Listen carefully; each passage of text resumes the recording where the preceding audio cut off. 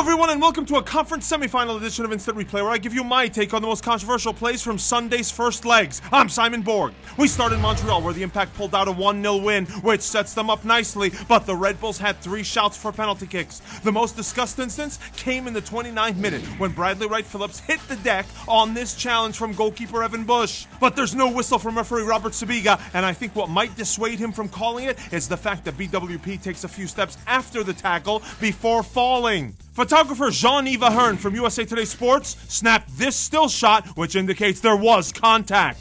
I thought the Red Bulls had a better claim in the 67th minute, when this Felipe shot in the box is deflected by Montreal's Marco Donadel, who has both arms extended from his body. That's my hunch, at least from the one angle we have, but there weren't many protests from the Red Bulls on that one, and Sabiga didn't call it.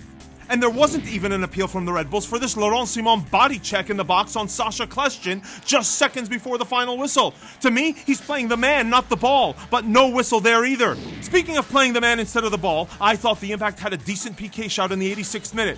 After Red Bulls defender Kamar Lawrence gets megged, he raises his arm and blocks Johan Venegas. The Costa Rican international is irate, but no call from the ref. This match was pretty eventful late, including a red card shown to New York's Omer Damari in stoppage time. And there's no doubt about this one. That's a high, studs-up, straight-legged lunge into Callum Malice, and Damari will miss the return match next Sunday. Early in the match, there was a dust-up between two former teammates. New York's Felipe wants to take a quick throw-in, but Hassoun Kamara does the behind-the-back trick, and Felipe bumps him in pursuit of the ball. Kamara then proceeds to push him down to the ground, and then grab his mouth. I thought the referee Sabiga, in his first career playoff game, managed it well, showing the double yellow. The match at StubHub Center was also decided by a 1-0 scoreline, and the result again favored the home team, in this case the LA Galaxy. But I felt there was a foul committed by a Galaxy player in the lead up to their goal in the 55th minute.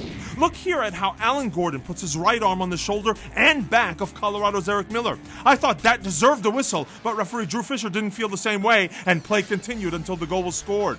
Center back Jelle Van Damme had the cross on the game winner, but he risked big time on the tackle that earned him a yellow just before the half.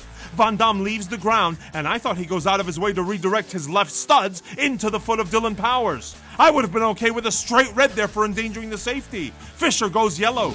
Rewind to the 12th minute, and the Galaxy found the back of the net, but it didn't count because referee Drew Fisher blew the play dead a second before for this foul committed by Dominic Badji on LA's Robbie Rogers. And you can see here, the Rapids defenders stopped playing and gave Gordon a free header. With the ball on the foot of the Galaxy's Sebastian Lletget, should the referee have allowed the advantage in this case? I think so, but as you see from the angle here, Gordon would have been offside anyway. Next up, BMO Field, where Toronto FC beat New York City FC 2-0 in a memorable match for its intensity, both in the stands and on the field.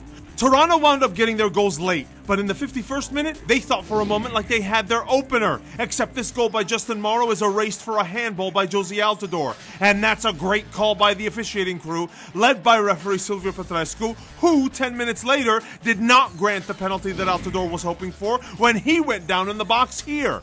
I think that's a great no call by Petrescu. Altidore and New York City FC defender Maxime Chanot have their hands all over one another. Now let's rewind to the first half, when we saw an interesting back and forth between New York City's David Villa and Toronto's Armando Cooper. Check out this sequence. In the 18th minute, you see Villa and Cooper go up for a header, and it looks like Villa extends his right arm in the direction of Cooper's face. Then, less than 2 minutes later, the two players come together again. Cooper delivering the gratuitous bump, and then David Villa kicking out at Cooper.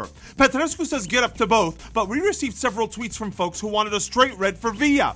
And while I personally would not have had an issue with a red being shown there, when we strip it down, this is just two players who wanted to get their love taps in, and both do.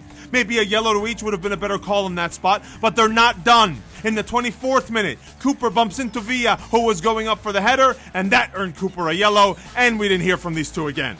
That was one of 6 yellows on the night, and one of the roughest ones happened in the 58th minute. That tackle by New York's Mikey Lopez is late and clumsy on Toronto's Stephen Beitashour, and I thought yellow was the right call there. And the teams weren't exactly shaking hands at the final whistle. You see here how Josie Altidore gets into it with a few New York City FC players who took exception to that final bump he delivered and his celebrating right under their nose. That's gonna be a great second leg to look forward to next Sunday at Yankee Stadium. That's all we have for this week. And no, we didn't forget about Seattle-Dallas, but referee Ricardo Salazar and his crew, they did a great job. And both teams played a clean game. So credit to them. Until next week's second legs for our editor, I'm Simon Borg. See you next time!